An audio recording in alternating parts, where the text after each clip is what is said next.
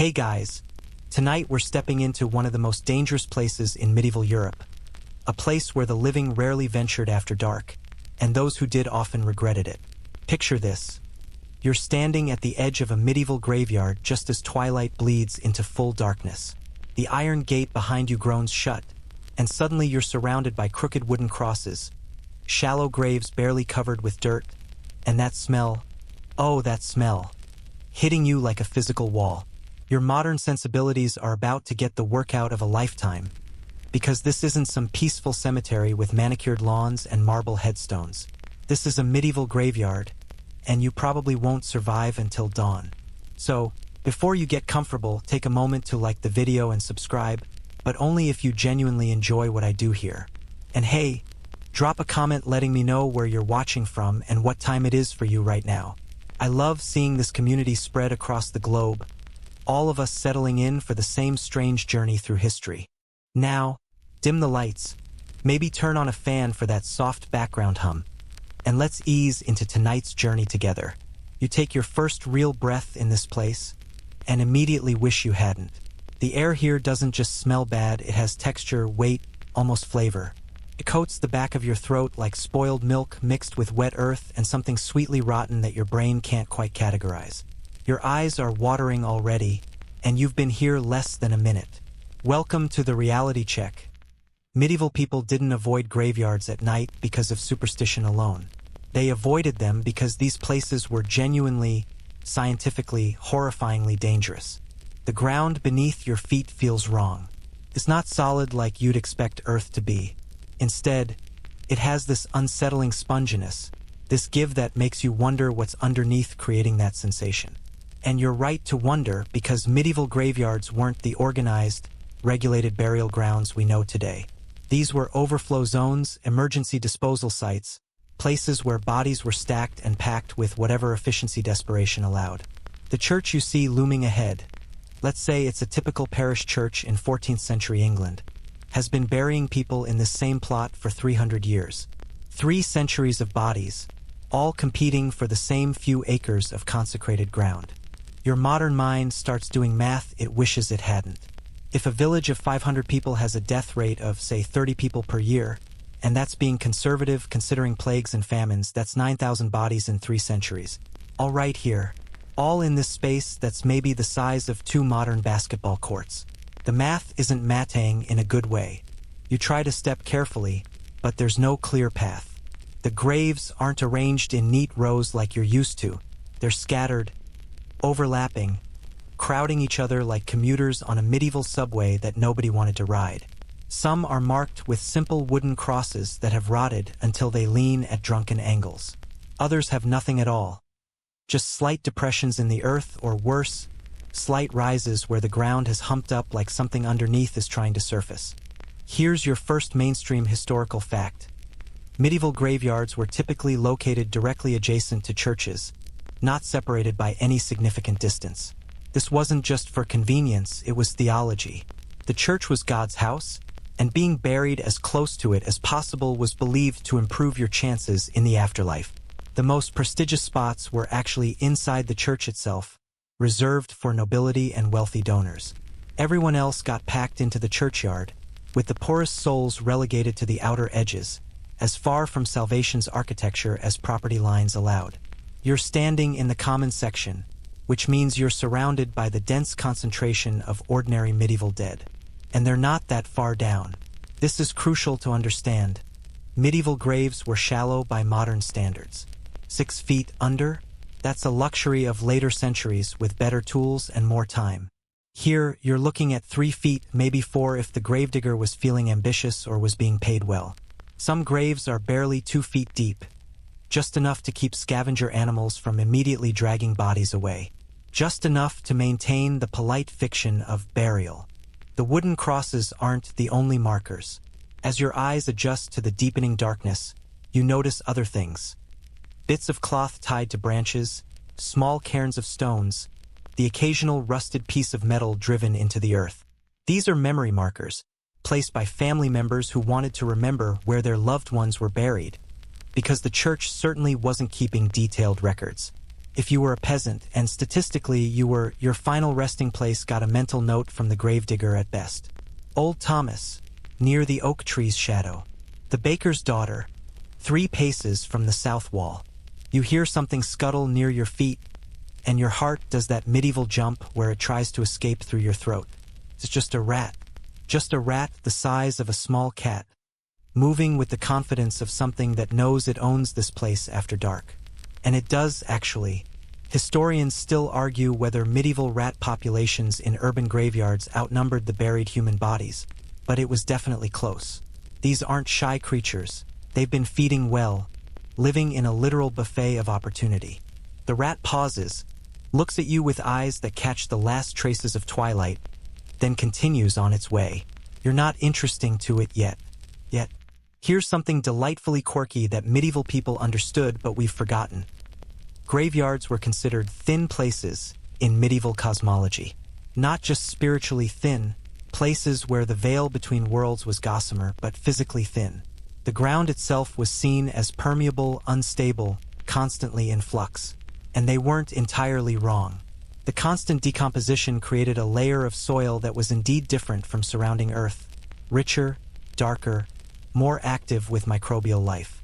Medieval farmers sometimes snuck into graveyards at night to collect this enhanced soil for their gardens. Yes, really.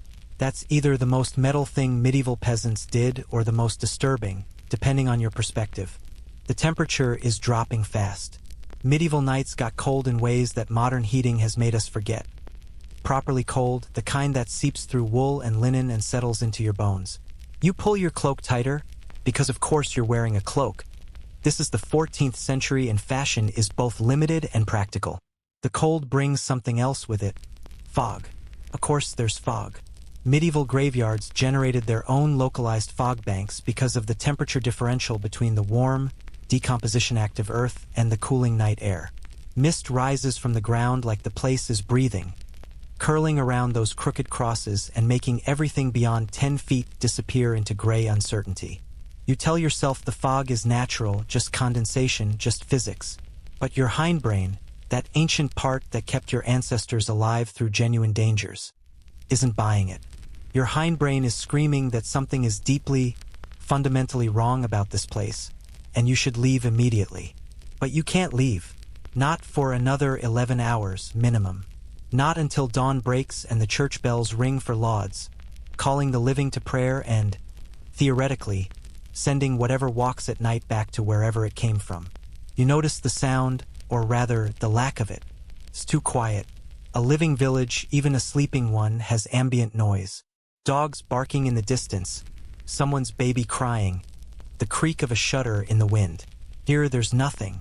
The graveyard swallows sound like it swallows everything else. Your footsteps are muffled, deadened by that spongy earth.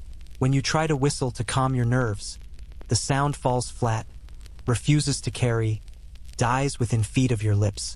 The church looms larger as the sky darkens further.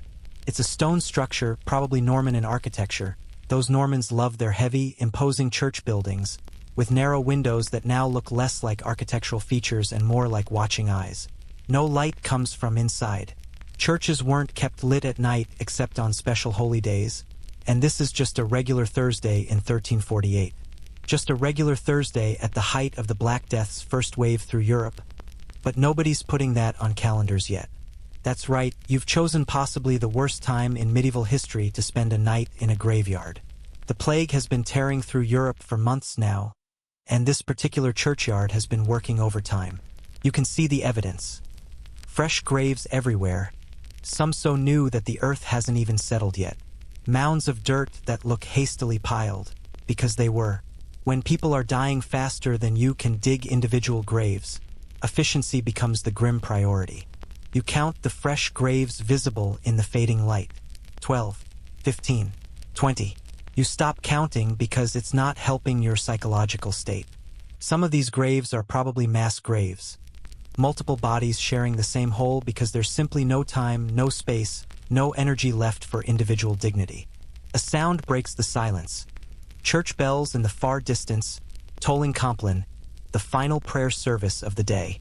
The sound drifts across the village, across the fields, and into this graveyard like an auditory reminder that the world of the living is moving away from you now, closing its doors, shuttering its windows, leaving you here with the dead.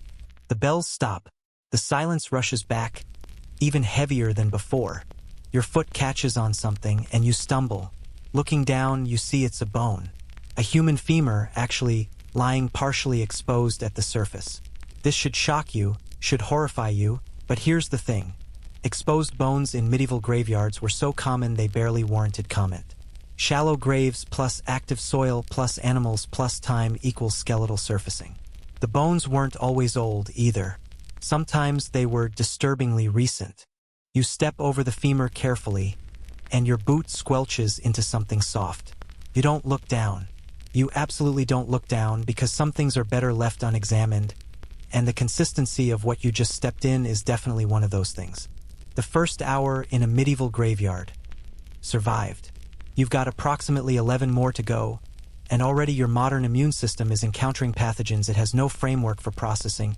Your psychological defenses are cracking under the weight of genuine primal fear, and that smell has permeated your clothing so thoroughly that you'll probably burn these garments at dawn. If you make it to dawn. But hey, at least it's not raining. Yet, the smell intensifies as the night deepens, which shouldn't be possible but absolutely is. What hit you as a wall when you first entered has now differentiated itself into layers, like the world's worst perfume revealing its notes. There's the top note of fresh earth and decay, the middle note of something chemically sharp that burns your sinuses, and the base note, the one that lingers, of sweetness that makes your stomach flip because you know exactly what creates that particular sweetness. You're experiencing what medieval people called graveyard air, and what we now understand as a complex cocktail of decomposition gases.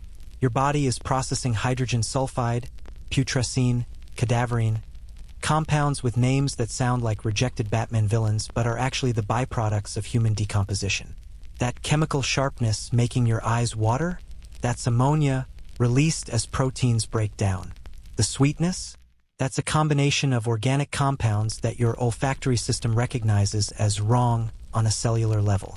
Here's something historians know for certain. Medieval people genuinely believed that bad smells could kill you. The miasma theory, the idea that diseases spread through foul air, dominated medical thinking for centuries. They were wrong about the mechanism but accidentally right about the correlation. Graveyards absolutely could kill you, just not because of the smell itself.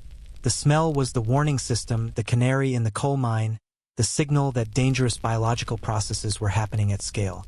You try breathing through your mouth instead of your nose, that universal human trick for avoiding bad smells. It helps for about 30 seconds, and then you realize you can taste it. The graveyard air has flavor now, coating your tongue with the essence of decay. You gag, which makes you take a sharp breath through your nose, which makes everything worse. There's no winning strategy here. Medieval people who worked in graveyards regularly. Gravediggers, sexton workers, priests conducting burial rites. Often stuffed their nostrils with cloth soaked in vinegar or aromatic herbs. Now you understand why. This isn't discomfort. This is assault. The fog thickens, and with it comes moisture that settles on your skin and clothes. This isn't clean dew. This is graveyard condensation, carrying with it trace amounts of everything happening in the soil beneath you. You're essentially being misted with the essence of decomposition, and your modern mind rebels at the concept while your medieval reality insists there's nothing you can do about it. You're getting a bacterial facial you never asked for and definitely can't afford, spiritually speaking. You notice your breathing has changed. You're taking shorter, shallower breaths, trying to minimize intake. But here's the problem. Your body still needs oxygen, and the less efficiently you breathe, the more breaths you need overall. You're in a losing game of respiratory economics, and the graveyard is the house that always wins. That sponginess under your feet makes more sense now in the darkness. The ground here is saturated with fluids from decomposition, making the soil more like a saturated sponge than solid earth. Medieval graveyards didn't have drainage systems, waterproofing, or any of the infrastructure that modern cemeteries use to manage groundwater and decomposition byproducts. Everything just soaked in. The earth became a battery of biological activity, storing and slowly processing decades of human remains. Here's your quirky historical tidbit. Some medieval European cities developed a cottage industry around graveyard soil.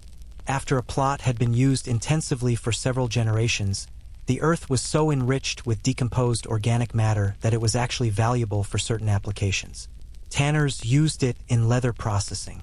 Some dyers claimed it enhanced certain colors. And yes, desperate farmers used it to boost crop yields, though the church officially frowned on this practice. Imagine explaining to your medieval neighbor that your turnips are so plump because you fertilized them with eau de cemetery. Actually, don't imagine that.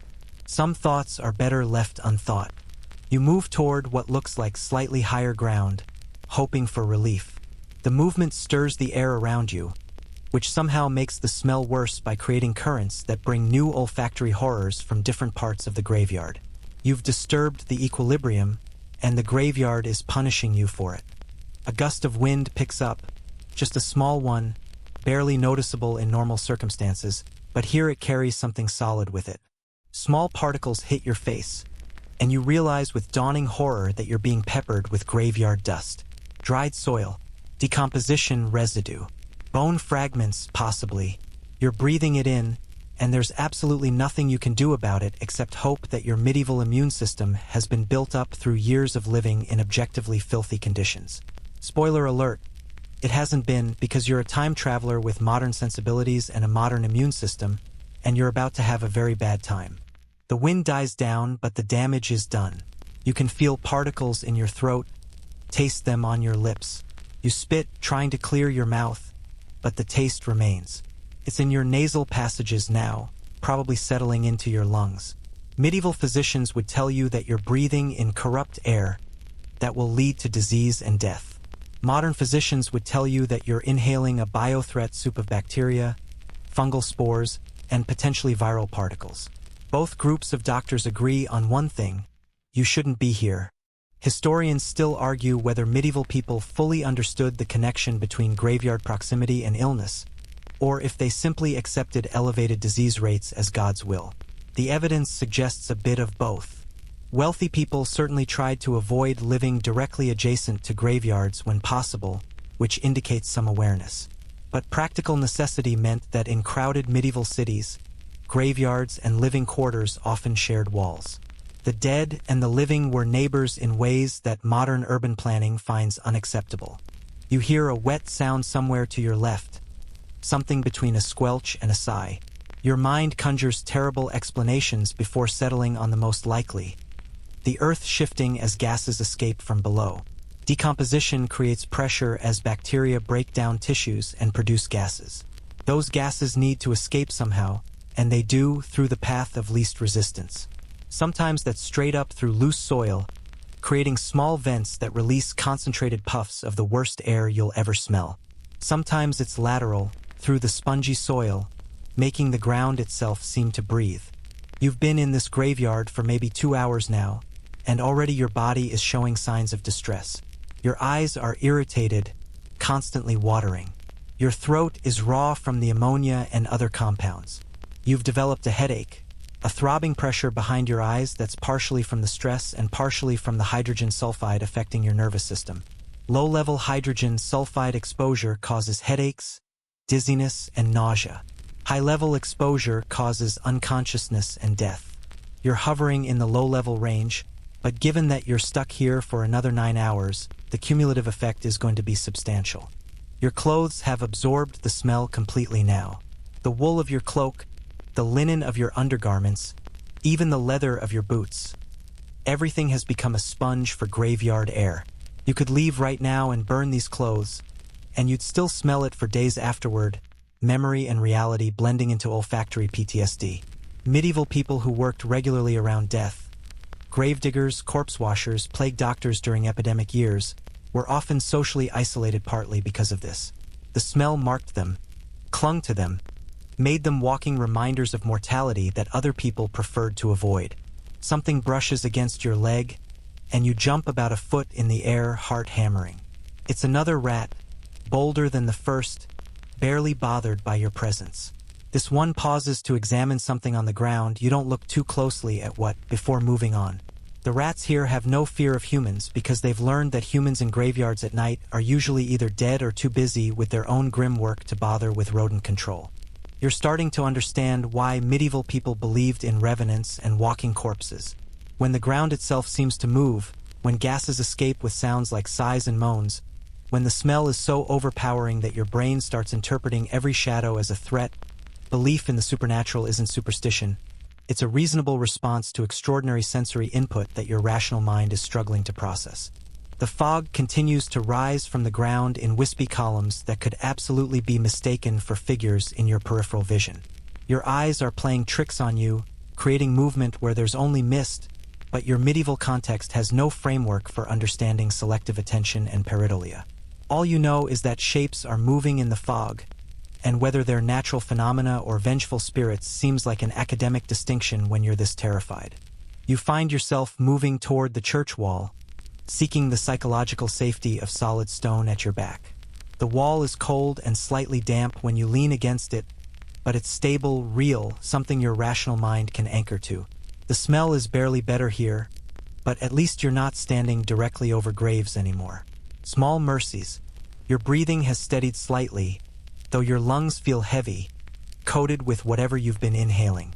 Medieval physicians would probably recommend bloodletting to balance your humors after this exposure.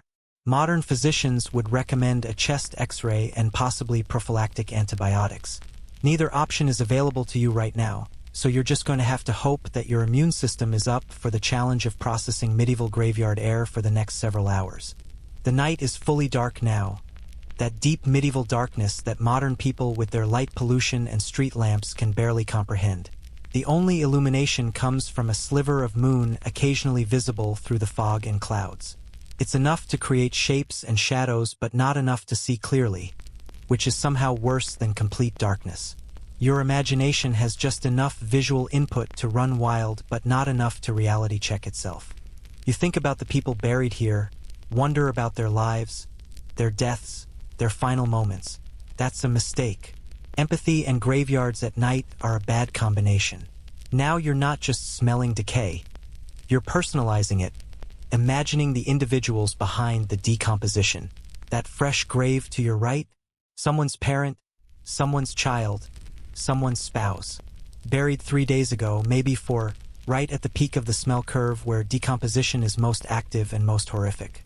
Your stomach turns again, and you realize you're genuinely nauseous now.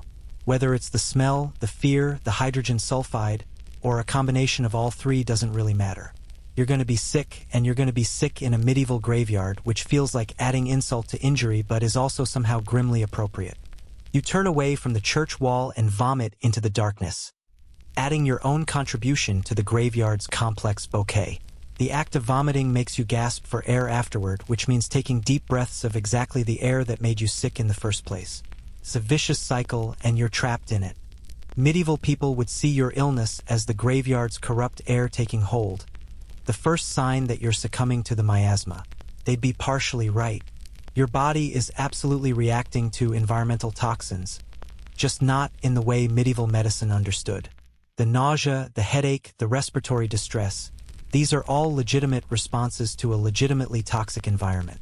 You wipe your mouth with your sleeve and immediately regret it because now that smell is right under your nose, concentrated and unavoidable. Everything you touch, everything you wear, everything you are in this moment is contaminated with graveyard essence. You're not just visiting death. You're wearing it, breathing it, becoming it, and you've got about 9 hours to go until dawn. Your headache is evolving into something more concerning now. A persistent throb that comes with occasional dizzy spells when you move too quickly. This isn't just stress or fear anymore. This is your body sending urgent messages that the air you're breathing is actively harmful. Medieval people called it graveyard sickness. And while their understanding of disease transmission was fundamentally flawed, their observations about what happened to people who spent extended time in burial grounds were disturbingly accurate. Here's the mainstream historical fact that makes this situation even worse. Medieval graveyards were genuine disease reservoirs, not because of miasma or bad air itself, but because the pathogens that killed people didn't necessarily die with them. Anthrax spores, for instance, can survive in soil for decades. The bacteria that causes tetanus thrives in dirt contaminated with organic matter. And during plague years, like right now in your 1348 graveyard visit, the bacterium Yersinia pestis could persist in the burial environment, especially in the bodies of the recently deceased. You're standing in what amounts to a medieval biological warfare zone, except nobody here understands germ theory yet. They won't for another 500 years. All they know is that people who spend time around the dead often get sick, and sometimes that sickness is the same one that killed the person they're burying. To medieval observers, it looked like death itself was contagious, transferring from corpse to living person through proximity. They were accidentally correct, just wrong about the mechanism. Your lungs feel tight now, and each breath comes with a slight wheeze that wasn't there 2 hours ago. The constant exposure to ammonia and hydrogen sulfide is irritating your respiratory tract, causing inflammation that makes breathing harder, which makes you breathe faster, which exposes you to more irritants. It's a feedback loop of misery, and your body's defense mechanisms are starting to falter. You crouch down, trying to get below the worst of the ground-level fog, and immediately realize this is a terrible idea. The air near the ground is even worse. More concentrated, more toxic, more laden with the gases seeping up from below. You stand quickly, which makes your head spin and forces you to lean against a crooked wooden cross for balance. The wood is damp and slightly soft under your palm, rotting from years of exposure and probably alive with fungi that you're now touching directly. You pull your hand away and wipe it on your already contaminated cloak. There's no clean anything here. Sterility is a concept that won't be fully understood for centuries. Here's something delightfully horrifying that medieval gravediggers knew from experience. Certain graves were worse than others. Bodies buried during summer decomposed faster and produced more gases. Bodies buried during plague years seemed to carry their sickness with them into the earth, making the soil around them particularly dangerous. And bodies buried in wet, poorly drained areas created zones of especially foul air that even hardened gravediggers avoided when possible. You're standing in a poorly drained area during a plague year in late spring. You've hit the terrible trifecta. A cough builds in your chest, your lungs trying to expel the irritants you've been breathing. You try to suppress it because coughing means taking a deep breath afterward, but your body doesn't care about your strategic breathing plans. The cough erupts, harsh and painful, and you taste copper in your mouth afterward. That's not great. That's your throat lining being damaged by chemical irritation, possibly with a bit of blood from the effort. Medieval physicians would see blood in your spit and diagnose an imbalance of humors, probably recommend more bloodletting. Modern physicians would say you're experiencing acute respiratory irritation and need to leave the contaminated environment immediately. You can't leave. That's the premise of this nightmare. You're stuck here until dawn, marinating in medieval biological hazards. Something occurs to you that makes the situation worse. You're thirsty. Hours of breathing through your mouth, the vomiting earlier, the general stress. Your body is dehydrated and demanding water. But there's no clean water here. The well is back in the village, behind locked doors and shuttered windows. Even if you could access it, medieval wells were often contaminated by proximity to graveyards. Groundwater doesn't respect property boundaries, and the fluids leaching from decomposing bodies had to go somewhere. Historians still argue whether medieval people understood this groundwater contamination, but archaeological evidence suggests they at least suspected it. Wealthier households position their wells as far from graveyards as property allowed. Your mouth is so dry that your tongue is sticking to your teeth. You generate what little saliva you can and swallow, which hurts because your throat is raw. The thirst is becoming a significant problem, but drinking anything contaminated by this environment would be worse than staying thirsty. Medieval people died from waterborne diseases all the time: typhoid, cholera, dysentery. Adding graveyard contamination to the mix wouldn't improve your odds. You hear that wet, squelching sound again, closer this time. Your rational mind insists it's just soil settling, gases escaping, natural processes of decomposition. Your terrified medieval brain suggests darker explanations that you're trying very hard not to entertain.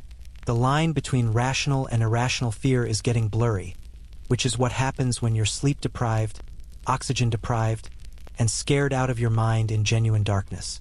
A sudden sharp smell cuts through the general miasma. something acrid and sulfurous that makes your eyes water even more than they already were. That's a pocket of hydrogen sulfide finding its way to the surface, possibly from a relatively fresh grave where decomposition is in full swing. In high enough concentrations, hydrogen sulfide paralyzes your olfactory nerves, which means you stop smelling it right before it kills you. Medieval people noticed that gravediggers would sometimes collapse suddenly while working, seemingly without warning. They attributed it to evil spirits or God's judgment. We now know it was toxic gas exposure, the graveyard literally poisoning people who got too close to active decomposition. You move away from that sharp smell, stumbling over uneven ground in the darkness. Your boot catches on something, another exposed bone, or maybe a piece of rotted coffin wood, and you fall forward, catching yourself on your hands. Your palms sink into soft, cold earth that has the consistency of something that should not be exposed to human touch. You scramble back to your feet, wiping your hands frantically on your cloak, knowing it's futile, but unable to stop the compulsive gesture. Your hands are now covered in medieval graveyard soil, which means you're in direct contact with every pathogen, bacteria, and fungal spore that calls this place home. Tetanus, anthrax, various streptococcal bacteria, possibly plague, given the timing. And that's just what we know about in the modern era. There were probably medieval-specific pathogens that we've never even identified because they died out before we developed microbiology. You can't wash your hands.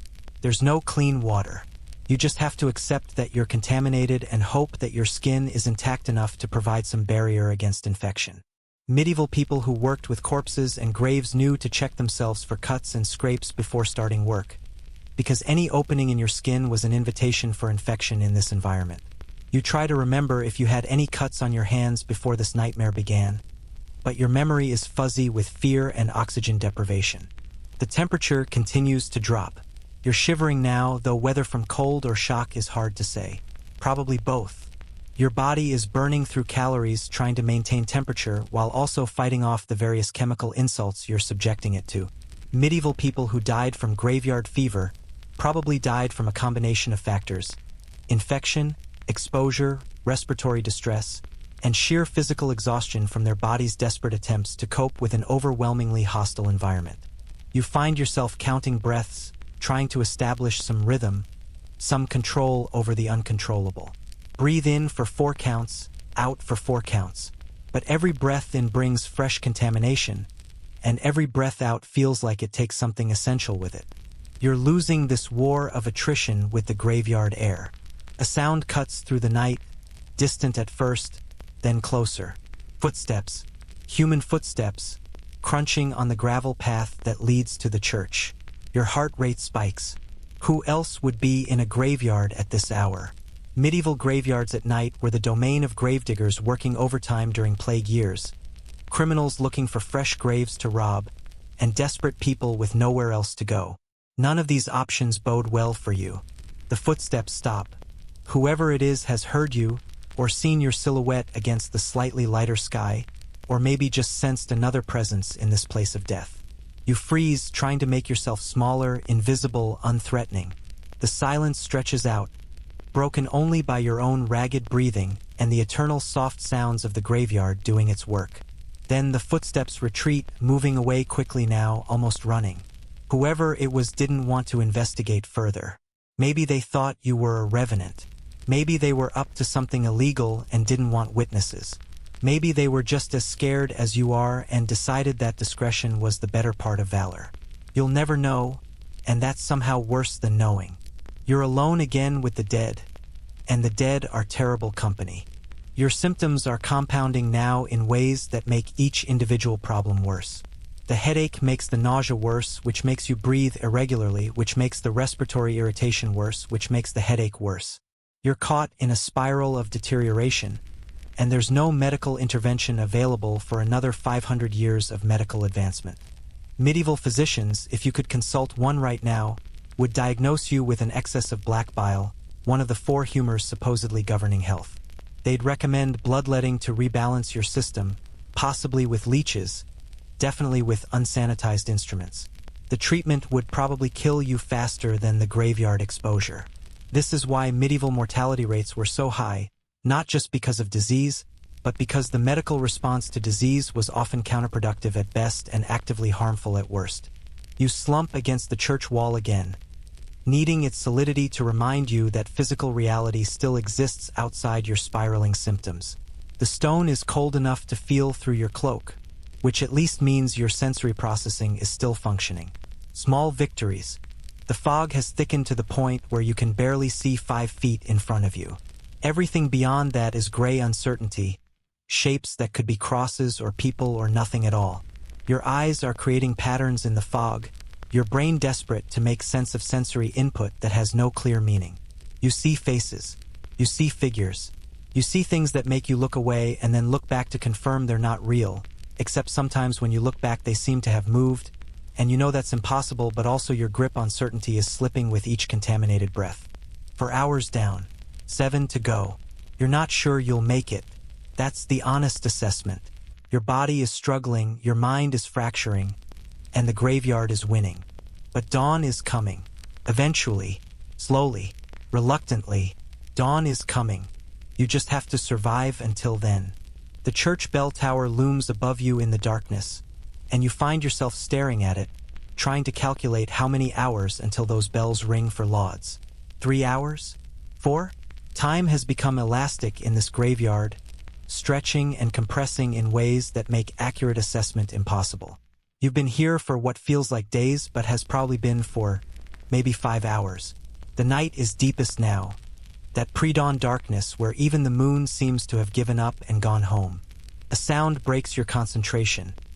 Not the wet squelching of settling earth or escaping gases, but something else. Footsteps again, but different from before. Heavier, more deliberate. Multiple sets, actually, accompanied by low voices speaking in the local dialect you can barely understand. Your medieval English is rough at best, and the regional accent makes it worse. But you catch enough words to understand. These are gravediggers coming to work the night shift.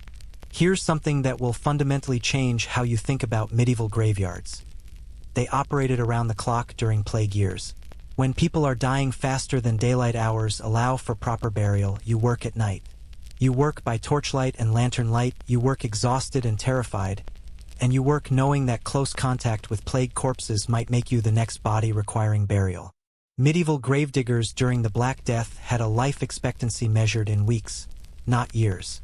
The job paid extraordinarily well by peasant standards, which tells you everything about how desperate you had to be to take it.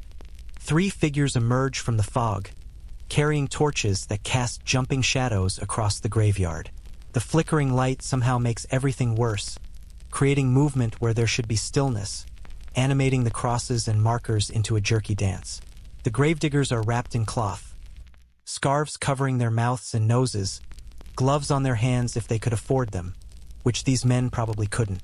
They're carrying tools, shovels, a pickaxe for breaking the increasingly rocky soil, and a handcart with something large and wrapped in filthy canvas. A body. They've brought a body for burial. You press yourself against the church wall, trying to blend with the shadows. You don't want to explain what you're doing here at this hour. You don't want these men to notice you at all, actually, because medieval laborers working at night in graveyards are not known for their gentle temperaments or careful questioning. They might think you're a grave robber. They might not care what you are and just want you gone. Either way, interaction seems unwise. The gravediggers move to a section of the graveyard you haven't explored yet, the far corner where the ground dips slightly. That's the new expansion area, the fresh dirt, the place where recent plague victims are being interred with whatever efficiency exhaustion allows. They set down their torches, sticking them into the ground, and begin to dig. The sound of shovels biting into earth carries clearly in the still night air. It's rhythmic, almost hypnotic, the universal sound of manual labor performed by tired men who've done this too many times recently. They work in silence mostly, saving their breath for the physical effort. Occasionally one mutters something, a curse, a prayer, you can't tell which, and maybe there's no difference anymore when your job is burying plague victims at midnight. You watch, fascinated and horrified. The hole they're digging is shallow, maybe 3 feet deep at most. They're not going deeper because they don't need to. This body will be covered by another within days, and then another until the pit becomes a mass grave stacked vertical instead of horizontal. Efficiency over dignity. necessity over tradition. The Black Death didn't just kill people. It killed the careful social rituals that made death bearable for survivors. One of the gravediggers says something sharp, and they all stop. They're looking at something in the hole they've just dug. One of them reaches down and pulls up what looks like cloth, except it's attached to something, and that something is definitely part of a previous burial. They've dug into an existing grave. The earth here is so saturated with bodies that you can't dig anywhere without hitting previous occupants. The gravedigger tosses the cloth aside casually and keeps digging. They've apparently decided this spot is good enough, previous tenant be damned. Literally. The pragmatism of it is stunning. These are Christian men in a Christian culture where proper burial and respect for the dead are supposed to be paramount, and they're just digging through existing corpses to make room for new ones. Plague changes the rules. Plague changes everything. They lift the canvas-wrapped body from the handcart. Even from your hiding spot against the church wall, you can see it's been dead for a while, at least a day, probably two. The shape is wrong, bloated, and when they lower it into the shallow hole, the canvas tears slightly, releasing a smell that reaches you even across the distance. It's the same sweet, rotten smell that's been your constant companion tonight, but concentrated, weaponized, fresh. You gag again, grateful you have nothing left in your stomach to vomit. The gravediggers don't react to the smell. They're beyond reaction, their olfactory senses beaten into submission by constant exposure. They start shoveling dirt back into the hole, covering the body with the same earth that's saturated with previous bodies. The dead feeding the dead, in a way. An ecosystem of decomposition that just keeps cycling. Here's your quirky historical detail. Some medieval gravediggers developed what we'd now recognize as post-traumatic stress disorder. Contemporary accounts describe men who couldn't sleep, who saw corpses everywhere, who drank themselves to death trying to forget what they'd handled. But medieval medicine didn't have a framework for psychological trauma. So these men were just considered drunk or mad or possessed by demons. The idea that your work could break your mind was understood intuitively but not medically. These gravediggers working in front of you right now, statistically, at least one of them will be dead within a month, and the others will be permanently damaged by this experience even if they physically survive. The burial takes maybe 15 minutes total. Shallow hole, body inserted, dirt replaced, quick prayer muttered that sounds more like a superstitious ward against evil than genuine religious devotion. Then the gravediggers pull their torches from the ground, load the empty handcart, and trudge back toward the village. One of them coughs. A deep, wet cough that echoes across the graveyard. That's not a good sign. That's possibly a very bad sign, given that wet coughs were one of the early symptoms of pneumonic plague, the airborne variant that killed faster than the bubonic form. They disappear into the fog, their torchlight fading to nothing, and you're alone again. Except now you know for certain that there's a fresh plague corpse less than 50 feet from where you're standing, releasing its bacterial load into the soil, the air, the groundwater. The graveyard just became measurably more dangerous, and it was already trying to kill you. You find yourself thinking about those gravediggers, wondering if they have families waiting for them. Medieval records suggest that gravediggers were often socially isolated. People feared them, avoided them, treated them as contaminated by association with death. The money was good, but the social cost was devastating. You couldn't work as a gravedigger and expect to be welcomed at the tavern afterward. Couldn't expect your children to find good marriages. Couldn't expect anything but fear and revulsion from your neighbors. But someone had to do it, especially during plague years when bodies were accumulating faster than anyone could process. Historians still argue whether medieval authorities forced people into graveyard work or if volunteers came forward. The evidence suggests both. Some cities conscripted criminals and debtors, while others offered enough money that desperate poor people took the jobs willingly. Willingly being a relative term when your alternative is starving. The spot where they were working is still visible in the torchlight they left behind. One torch is still stuck in the ground, burning itself out, casting long shadows that make the fresh grave mound look like it's breathing. Probably is, in a way. Decomposition gases need to escape, and freshly turned earth provides plenty of exit routes. You're watching the newest addition to this graveyard begin its transformation from person to soil, and the process is a lot faster and more visible than you ever wanted to know. Your respiratory symptoms have plateaued into a constant state of misery. Every breath hurts, but at least they're not getting worse. Small mercies. The headache is still there, pulsing behind your eyes in time with your heartbeat, but it's familiar now. You're adapting in the way that humans adapt to terrible circumstances, not thriving, not even surviving well, just enduring, existing in a state of sustained misery until something changes.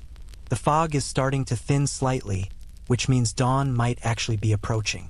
Or the temperature is shifting. Or you're hallucinating from oxygen deprivation and fear. Hard to say. You check the eastern horizon, or where you think the eastern horizon should be, and see no lightning yet. Still deep night. Still hours to go. Something scuttles across your foot, and you're too tired to jump. Another rat, probably, or maybe a beetle. The graveyard is alive with creatures that thrive on death, and you're just another warm obstacle in their landscape. You've stopped being afraid of the small creatures. They're not your biggest problem right now. Your biggest problem is that you're starting to see things that definitely aren't there. Shapes in the fog that have too much form, too much purpose. Your peripheral vision keeps catching movement that disappears when you look directly. This is what happens when exhausted, frightened humans spend hours in sensory deprivation punctuated by sensory overload. Your brain starts filling in gaps, creating meaning from randomness, and not all of that meaning is friendly. Medieval people who spent nights in graveyards, whether as gravediggers, priests, or criminals, frequently reported seeing spirits, revenants, and demons. Modern psychology would explain this as a combination of suggestibility, environmental stress, and the brain's pattern recognition systems working overtime. But knowing the psychological explanation doesn't make the shapes in the fog any less unsettling when they seem to move with purpose, seem to watch you with intention that fog shouldn't possess. You close your eyes, trying to reset your visual processing, but that might be worse. With your eyes closed, every sound becomes amplified and sinister. The settling earth sounds like footsteps. The wind through the crosses sounds like whispers. The distant dog barking in the village sounds like something much closer and much less canine. You open your eyes again. The fog is still there, still forming shapes, still unsettling. There's no winning position. The torch left by the gravediggers finally burns out, plunging that section of the graveyard into darkness. The sudden loss of light makes the darkness everywhere else seem deeper, more absolute. You realize you'd been unconsciously using that distant flame as an anchor point, a fixed reference in the visual chaos. Now it's gone, and you're floating in darkness again with no landmarks except the church wall at your back. You slide down to sit, your back against the stone, knees drawn up. Sitting uses less oxygen than standing, burns fewer calories, preserves what little energy you have left. Medieval people knew this instinctively. When you're working a job that might kill you, you conserve energy whenever possible. Rest when you can, because you never know when the next crisis will demand everything you've got. The ground is cold and damp where you're sitting, probably leaching body heat through your clothes, but you're too tired to care anymore. Hypothermia is just one more thing on the list of dangers, and frankly, it's competing with several more immediate threats for your attention. Your prioritization of dangers has become ruthlessly practical. Whatever isn't actively trying to kill you right this second gets moved to the back of the mental queue.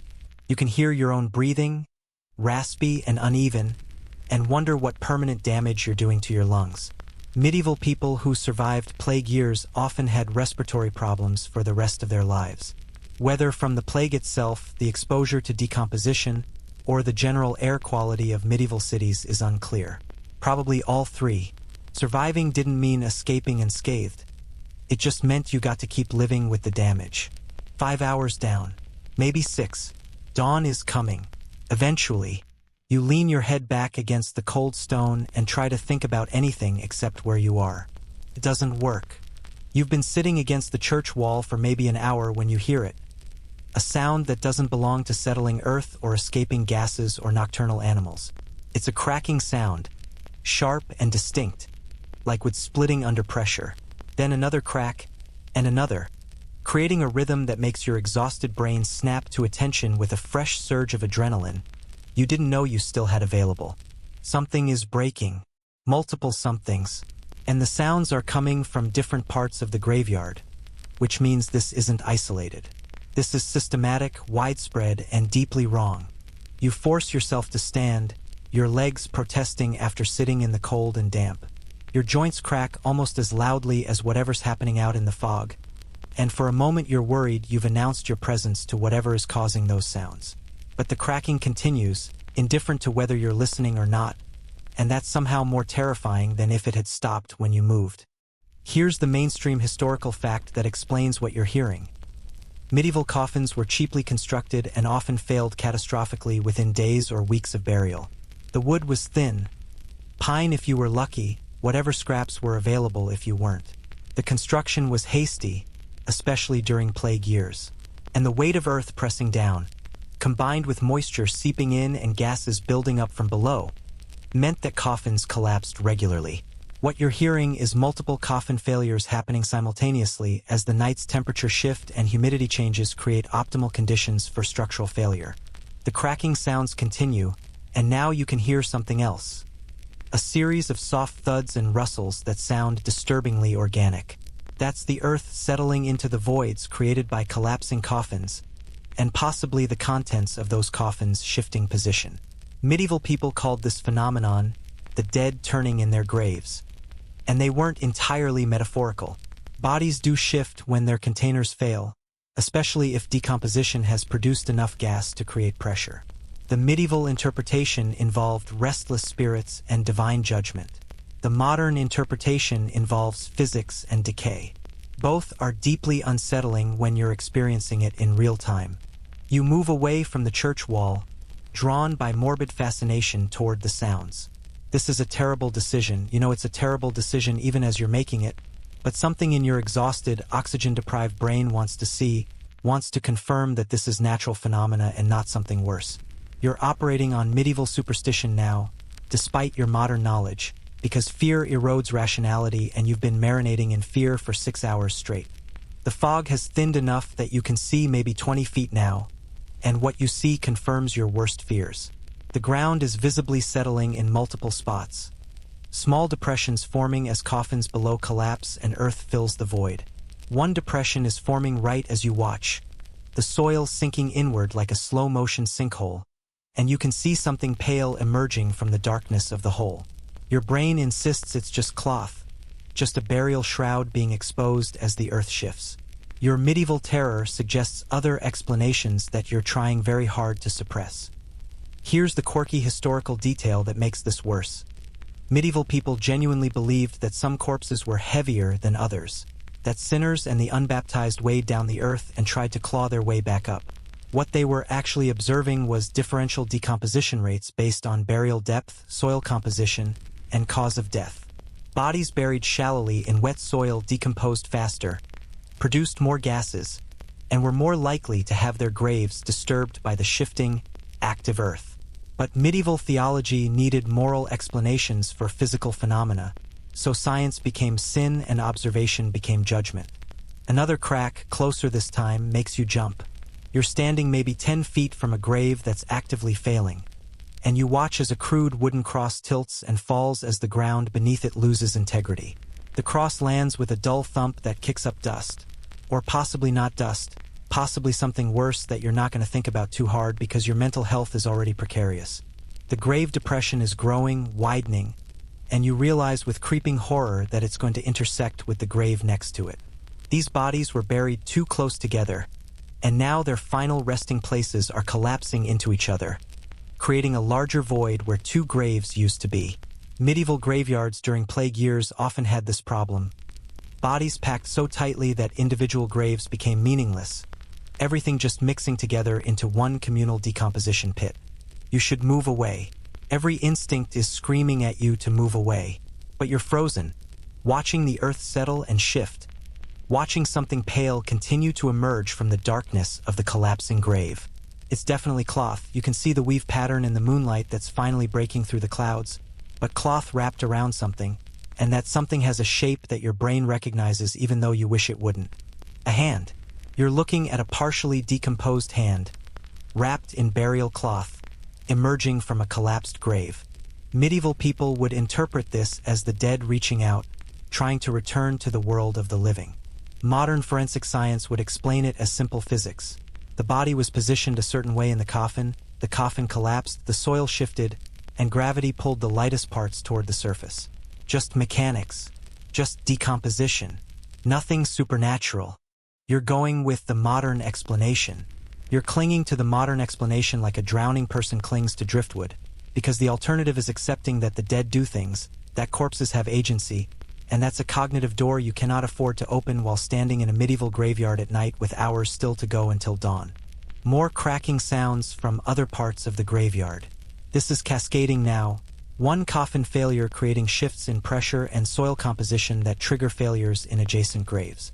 It's a domino effect of decay, and you're standing in the middle of it, bearing witness to the graveyard literally falling apart around you. Historians still argue whether medieval graveyards were structurally stable enough to walk on safely, or if people risked sudden collapse into the decomposition layers below. Archaeological evidence suggests both. Some graveyards maintained integrity for decades, while others developed dangerous sink zones where the ground could give way without warning. You're currently standing in a graveyard that's actively demonstrating the latter problem, and your weight distribution awareness has become acutely heightened.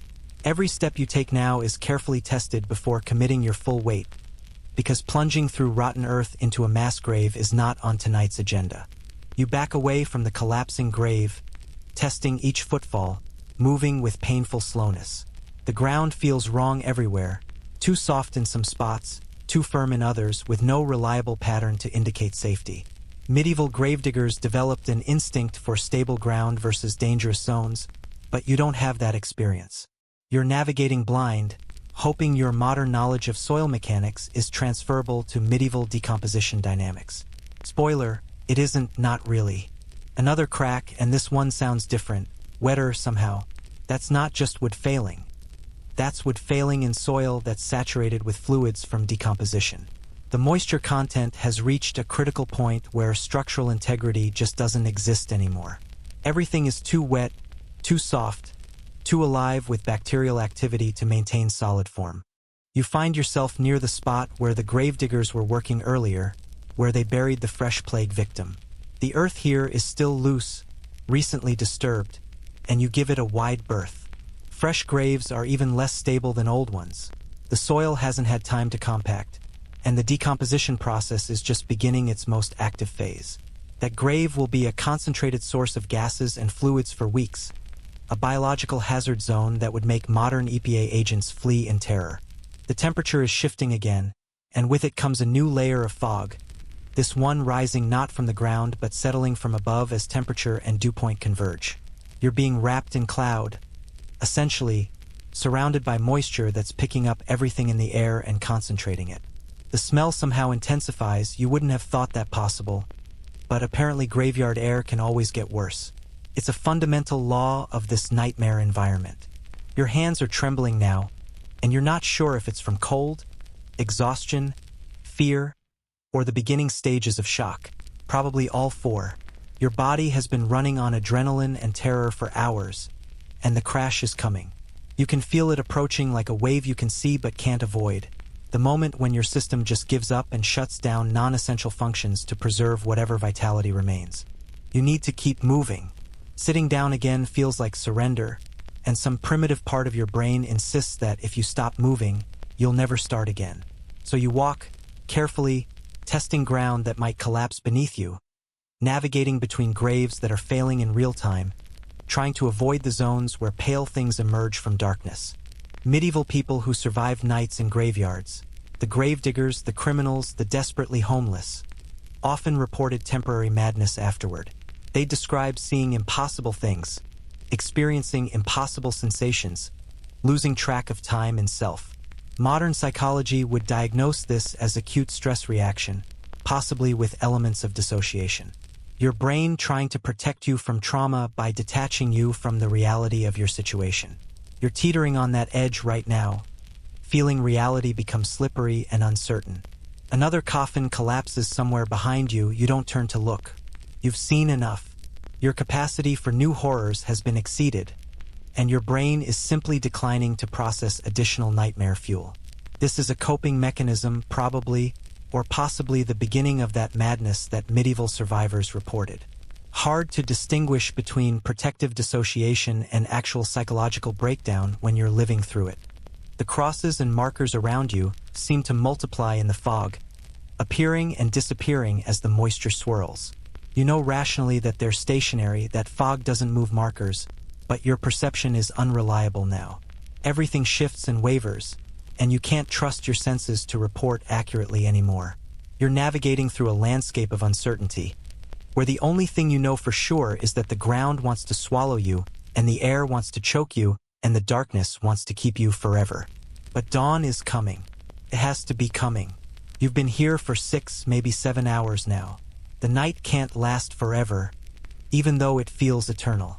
Even though every hour feels like 3 and every minute stretches into subjective infinity. You just have to last a little longer. Just a little longer. The ground cracks beneath your feet. Not collapsing, not yet, but warning you that it could. You freeze, distributing your weight as evenly as possible, waiting to see if the earth will hold or if you're about to plunge through into darkness and decay and all the things that medieval nightmares are made of. The ground holds. Barely. You move forward one careful step at a time and try to remember what solid earth feels like. The eastern horizon is finally, mercifully, showing the faintest hint of gray. Not dawn yet, not even close to dawn, but the suggestion that night might eventually end. Your medieval understanding of time places this at perhaps an hour before lauds, maybe 90 minutes if you're unlucky. You've survived approximately 7 hours in this graveyard, and your body is keeping a detailed accounting of every insult it's endured. The pre-dawn gray light reveals things you couldn't see in full darkness, and you immediately wish you still couldn't see them. The graveyard looks worse somehow in this half-light, this transition between night and day where shadows and substance blur together. You can see the full extent of the ground disturbances now. At least a dozen graves showing signs of collapse. Earth settled into depressions that reveal the horrifying truth of how densely packed this place really is. And then you see something that stops your exhausted shuffle completely. Movement. Actual, undeniable movement in one of the collapsed grave sites. Not the settling of earth or the shifting of soil. Something organic, something alive. Something that definitely should not be in a medieval grave. Here's your mainstream historical fact. Medieval graves were regularly disturbed by animals. Dogs, foxes, wild pigs. All of them drawn by the smell of decomposition and perfectly willing to dig through shallow earth to access easy calories. Medieval people knew this, feared it, tried to prevent it with rock cairns and heavy wooden markers. But during plague years when bodies were buried hastily in shallow holes, animal disturbance was almost guaranteed. What you're watching right now is probably a fox or a large dog that's found its way into a collapsed grave and is currently excavating with purpose. The movement continues, and you hear snuffling sounds, the scrape of claws on wood. Whatever's down there is working hard, digging deeper into the collapsed coffin, and your medieval sensibilities are at war with your modern knowledge. You know it's just an animal. You know this is normal, natural, part of the ecosystem of death. But knowing something intellectually doesn't stop your hindbrain from screaming that something is wrong, that the dead are moving, that corpses have agency and intent. You should investigate. You should chase the animal away, show some respect for the dead.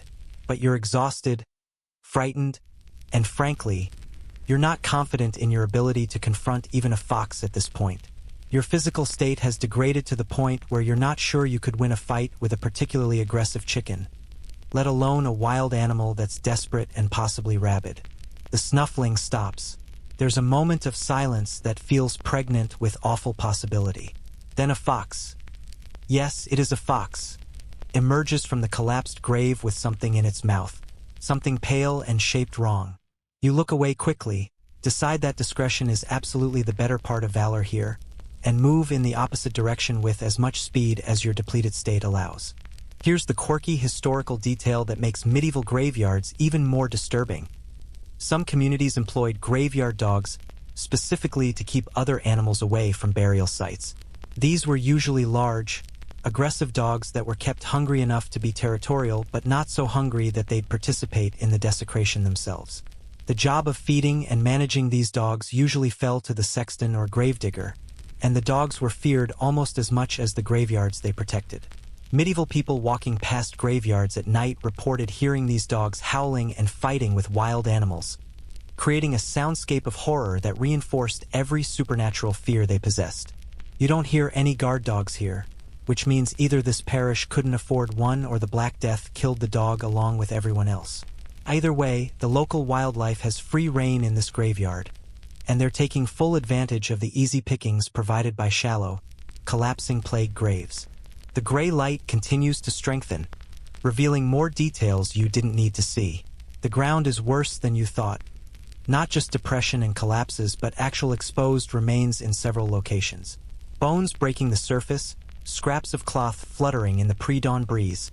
The detritus of failed burials creating a landscape that looks less like a cemetery and more like a battlefield 3 days after the armies left. Medieval people seeing this scene would interpret it as divine punishment, as evidence that the dead were disturbed and restless, as confirmation that plague was God's judgment on sinful humanity. They wouldn't be entirely wrong about the disturbed part. These graves are definitely disturbed, just not for supernatural reasons. The disturbed dead aren't angry spirits. They're the inevitable result of too many bodies in too little space with too few resources to bury them properly. You find yourself near the section of graveyard designated for children. You know this because the markers are smaller and the graves are shallower. Children's coffins didn't need to be as deep because the bodies were lighter, created less pressure on the soil structure. Medieval child mortality was horrifyingly high, especially during plague years when children's immune systems stood no chance against Yersinia pestis. Some medieval parishes lost half their children under age 10 during the Black Death's first wave. The children's section is in worse condition than the adult areas. The smaller coffins failed faster, the lighter bodies shifted more easily, and the overall effect is of earth that's barely holding together.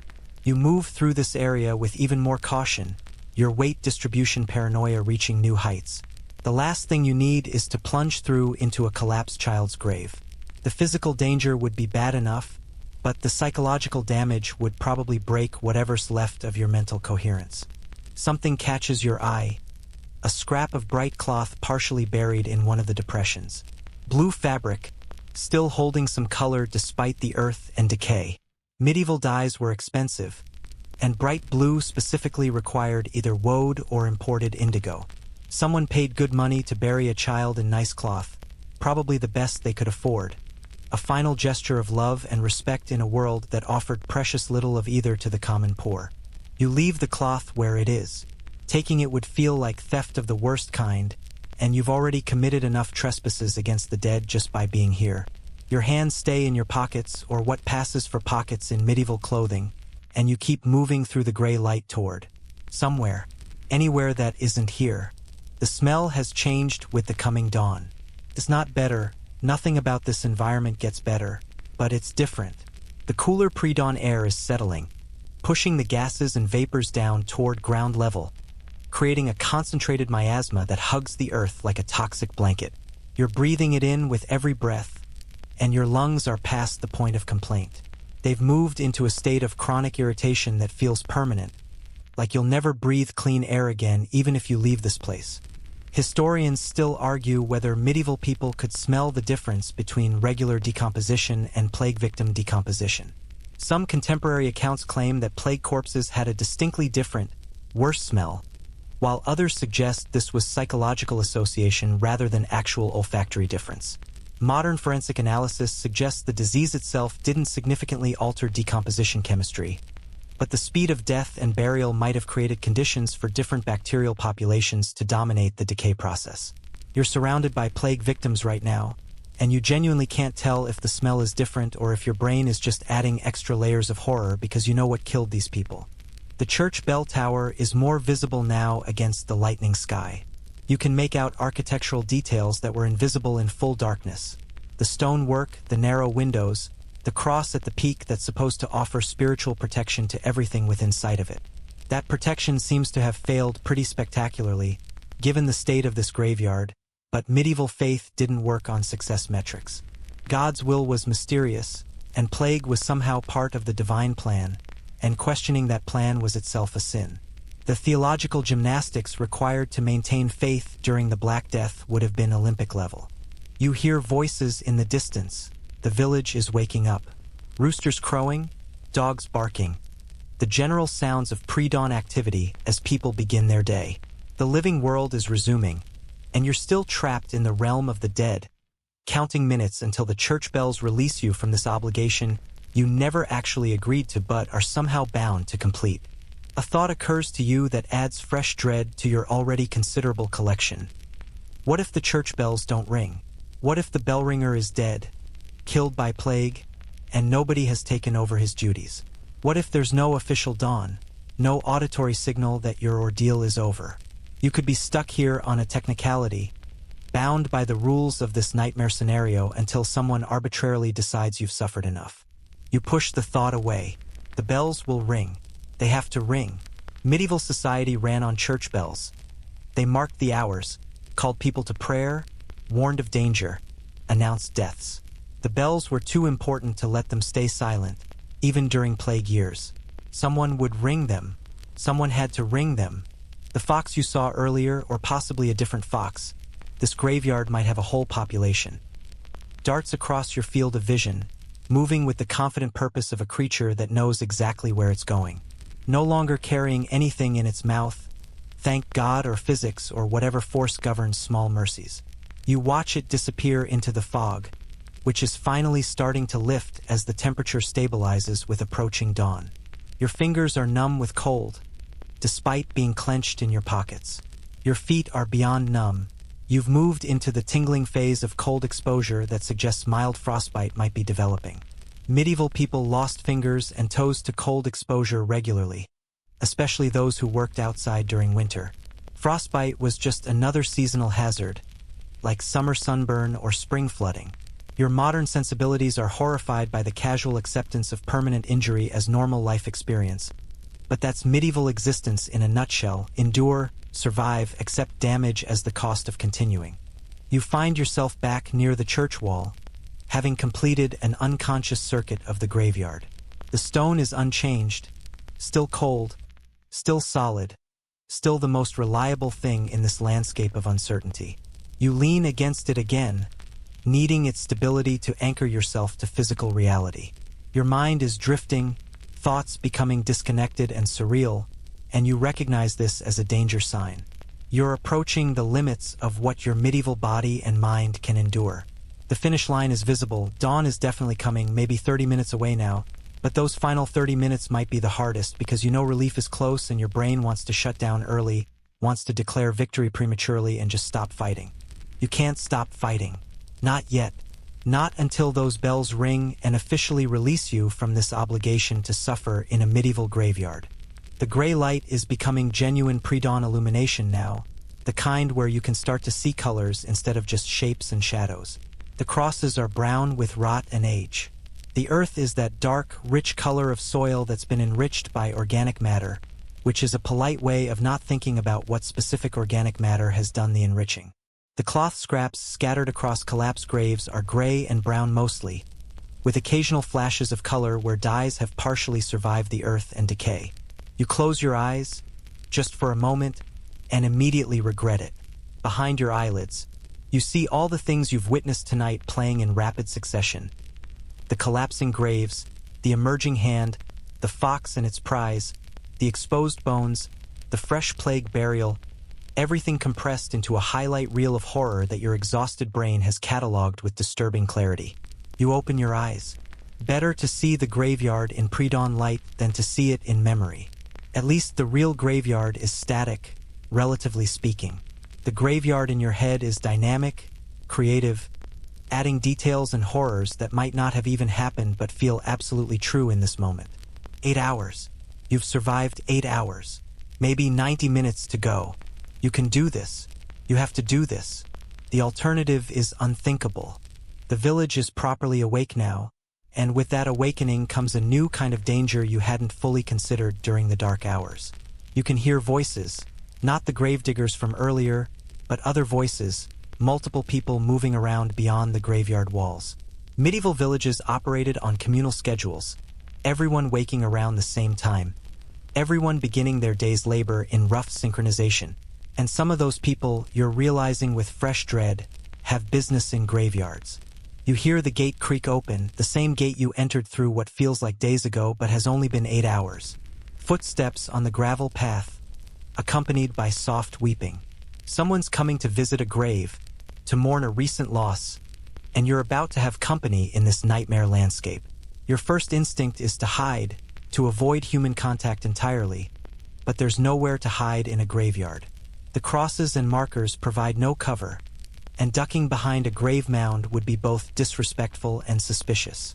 So you stand there, trying to look like you have legitimate business here, trying to appear normal despite the fact that you're covered in grave dirt, smell like decomposition, and have been visibly suffering for 8 straight hours.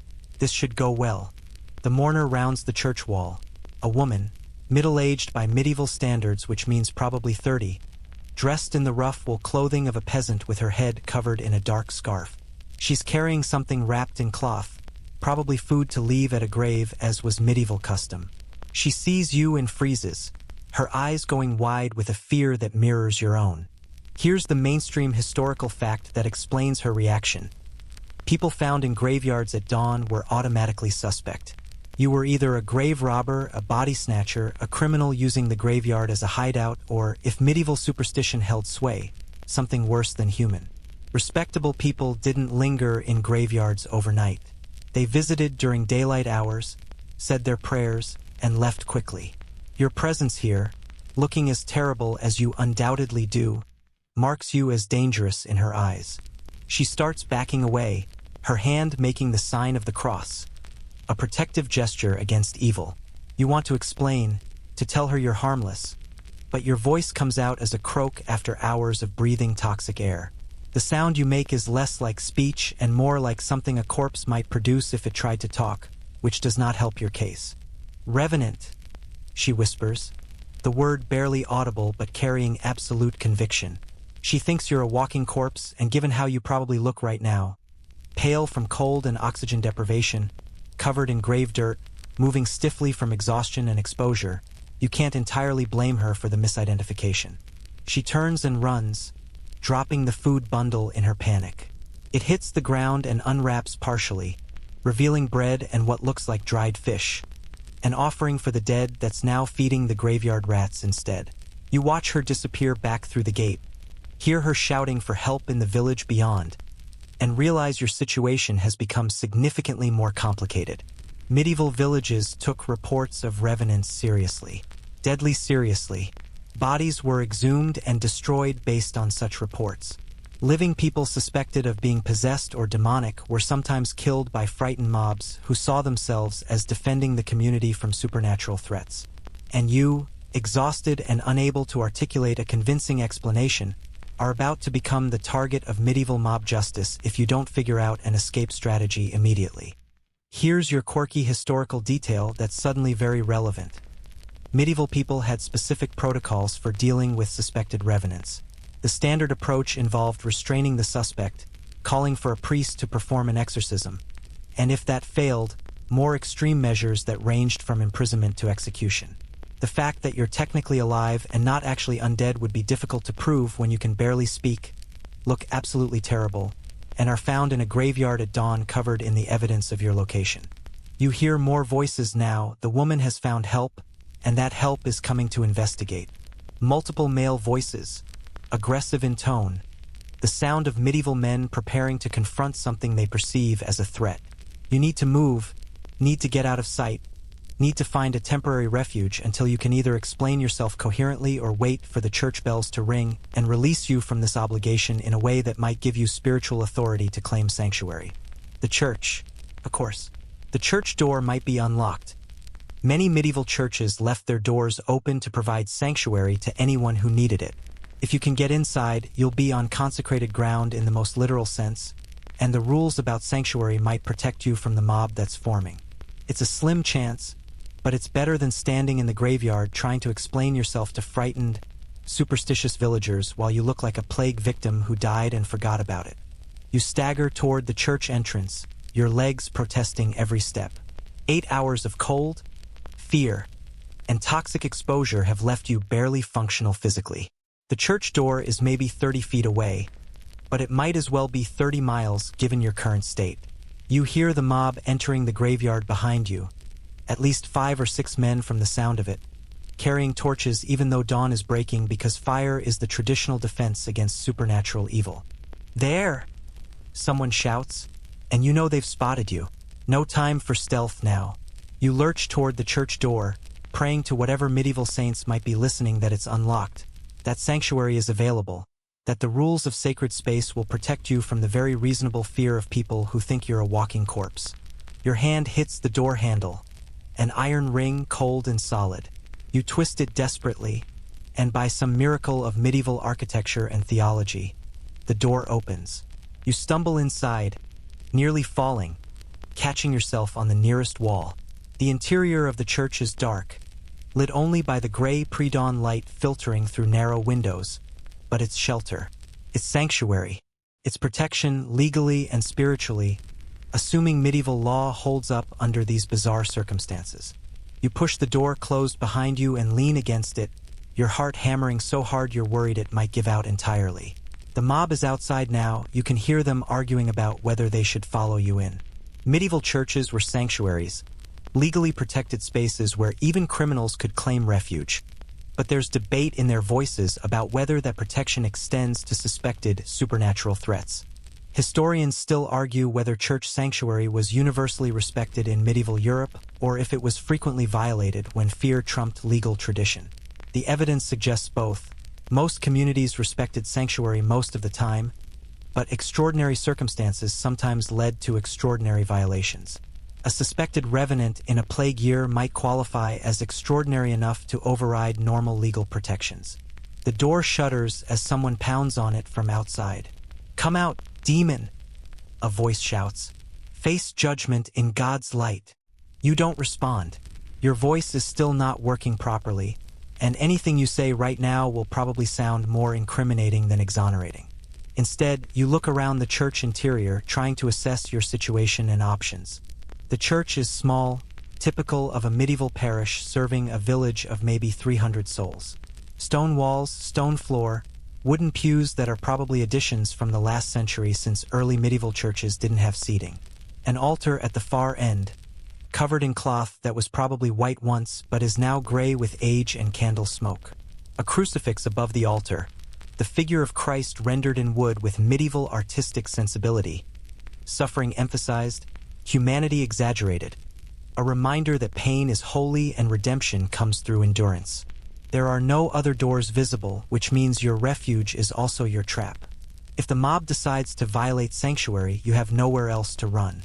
Your escape options have narrowed to either convincing these people you're human or waiting for the church bells to ring and hoping that official dawn somehow resolves the situation in your favor. The pounding on the door continues, more aggressive now. They're working themselves up, feeding on collective fear and anger the way mobs do. Medieval mob violence was a regular occurrence, especially during times of stress like plague years when fear needed an outlet and any scapegoat would do. You're currently that scapegoat, and the only thing protecting you is a wooden door and the theoretical sanctity of church space. You slide down to sit on the cold stone floor, your back against the door, adding your weight to the barrier between you and medieval justice. Your breathing is still ragged, your lungs burning with every inhalation, but at least the air inside the church is marginally better than the graveyard air. Less contaminated with decomposition gases, though centuries of candle smoke and incense have created their own atmospheric problems. The church smells like old smoke, old stone, old faith. Not pleasant exactly, but not actively trying to kill you like the graveyard air. You're grateful for small mercies at this point. Your body is shutting down non-essential functions, conserving whatever energy remains for basic survival. Your thinking is becoming sluggish, disconnected, dreamlike. You might be going into shock, or you might just be exhausted beyond anything your medieval body was designed to handle. The shouting outside continues, but it's becoming more distant, as if some of the mob is dispersing. Maybe cooler heads are prevailing. Maybe they're going to get the priest to handle this officially. Maybe they're just regrouping for a more coordinated assault. You don't know, and you're too tired to care as much as you should. The church door is solid, the stone walls are thick, and for the first time in 8 hours, you're not directly exposed to graveyard elements. You close your eyes, just for a moment, and that's a mistake, because immediately you're back in the graveyard in your mind, seeing all the horrors compressed into sense memory that refuses to fade. You open your eyes quickly, preferring the dim church interior to the vivid recollections of decomposition and darkness. A voice from outside, different from the others, older, more authoritative. Who claims sanctuary within? It calls. That's the priest, most likely, come to mediate this situation according to medieval church law. You try to answer, but your voice is still a wreck. What comes out is a rasping sound that doesn't form words. You try again, forcing air through your damaged throat. Traveler, you finally manage, the word barely intelligible. Lost. No harm.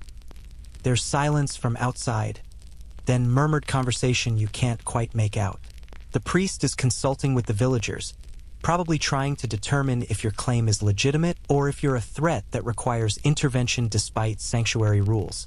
The eastern windows of the church are beginning to glow with genuine dawn light now. Not just gray pre-dawn, but the actual orange gold of sunrise. You've made it through the night. Almost. The bells haven't rung yet, but dawn has officially broken, and by some medieval accounting that might be enough to satisfy the arbitrary conditions of your ordeal. But you're not leaving this church until those bells ring. You've committed to this nightmare, and you're going to see it through to its official conclusion, even if it means facing down a mob of frightened medieval villagers who think you're a revenant. The door shudders again.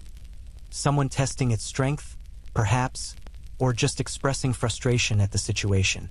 You brace yourself against it, adding what little weight and strength you have left.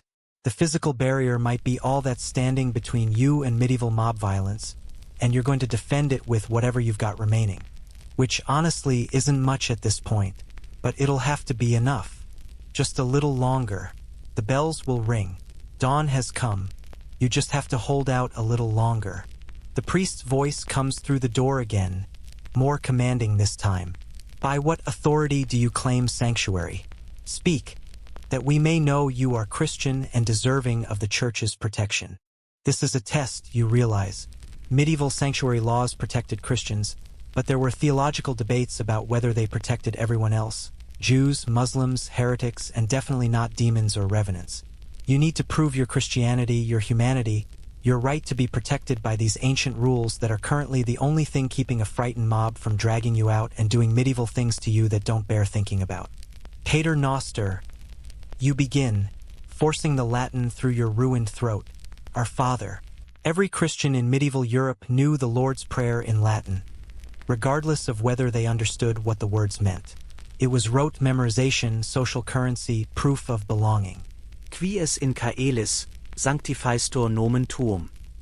You continue through the prayer, stumbling over phrases your modern education didn't prepare you for, but your medieval context insists you should know. Your pronunciation is probably terrible, your accent marking you as a foreigner or someone from a distant region, but the important thing is that you're saying it. Demons and revenants couldn't recite the Lord's Prayer, according to medieval belief. By speaking these words, you're asserting your humanity and your Christian identity. Here's the mainstream historical fact that's saving your life right now. Medieval Europeans genuinely believed that certain prayers and blessings had power over supernatural entities. This wasn't just superstition. It was integrated into their worldview so completely that legal systems and social structures were built around it.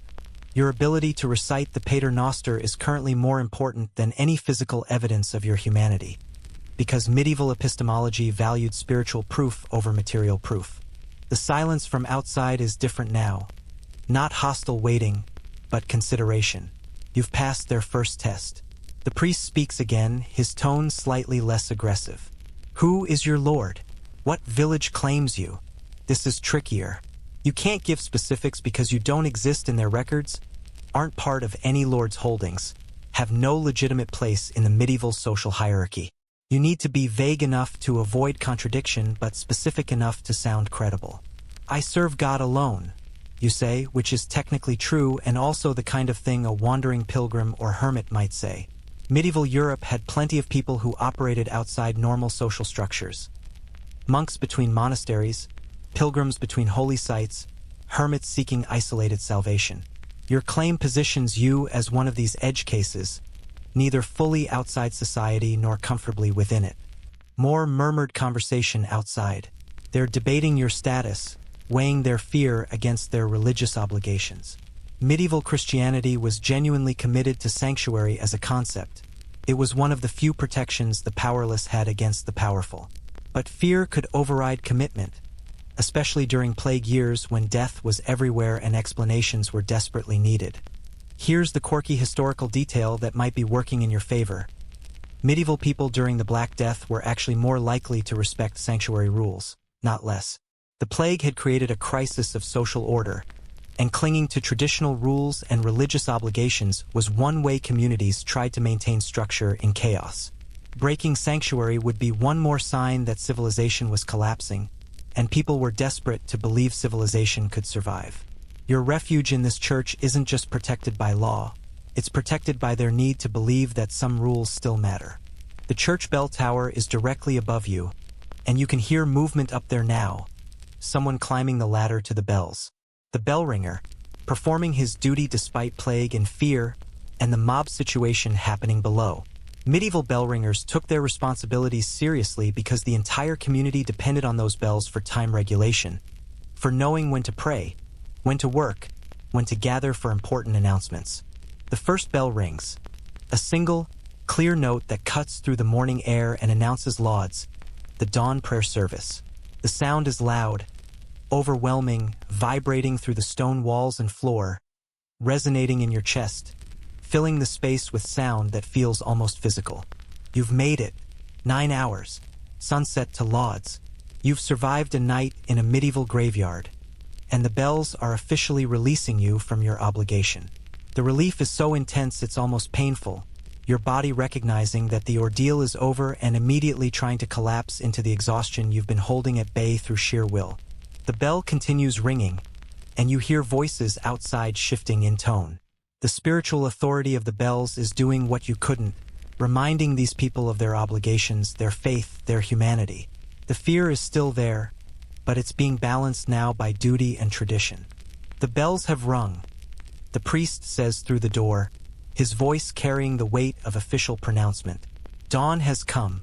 If you have wronged no one, you may leave in peace under God's protection. If you have sinned, confess now and receive forgiveness. You push yourself to your feet, using the door for support. Your legs are barely functional after 9 hours of cold, fear, and toxic exposure, but you manage to stand. You have to leave this church and face whatever judgment awaits outside, because staying would turn sanctuary into imprisonment, and you've had enough of being trapped in small spaces with death pressing in from all sides. You open the door slowly, expecting hostility, but what you find instead is complexity. The mob is still there. Maybe 10 people now, a mix of men and women, all keeping their distance. They're frightened of you still, but the bell's authority has created a buffer, a space where fear and duty are negotiating terms. The priest is an old man, genuinely old, maybe 60, which in medieval terms means he's survived plague, famine, war, and general medieval existence long enough to be considered wise or blessed or possibly cursed depending on theological interpretation.